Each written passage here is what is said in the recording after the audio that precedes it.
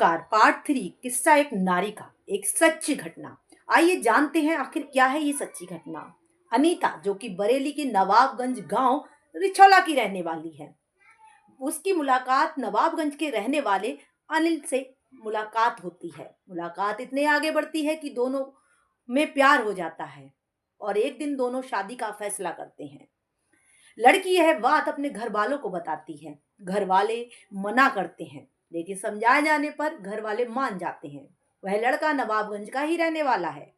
दोनों की शादी 24 नवंबर 2024 को होती है।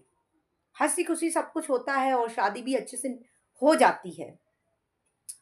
वह नवाबगंज रहने लगती है और उसका एक देवर भी उसके साथ रहता है और तीनों अपनी जिंदगी में बहुत ही खुश थे। सब कुछ अच्छा सा चल रहा था, लेकिन आखिर ऐसा क्या हुआ 28 अक्टूबर 2025 को।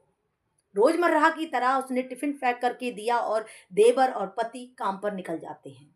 जब रात को 8 बजे वह वापस आते हैं और देखते हैं कि दरवाजा बाहर से बंद है, तो उनको लगता है कि अनीता किसी के पास बैठी होगी या फिर कहीं गई होगी, वह आ जाएगी। लेकिन जब देर हो जाती है तो उनको लगता है कि दरवाजा खोल लिया जाए। दरवाजा जब खोलते हैं तो अंदर का जो नजारा होता है वह देखकर उनकी आंखें फटी की फटी रह जाती हैं।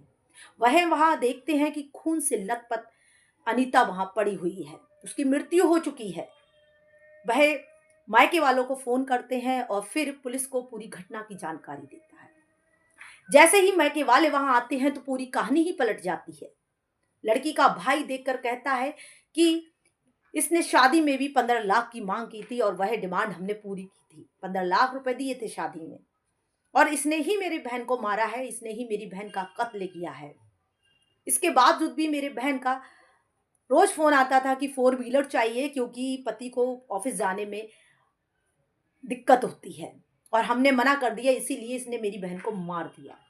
और साथ ही साथ उस डेड बॉडी के पास वो हथियार, वो औजार भी पड़ा होता है जिससे उसको मारा जाता है। दोनों को हिरासत में लिया जाता है, लेकिन अब तक गुनाह किसी ने भी नहीं कबूला है।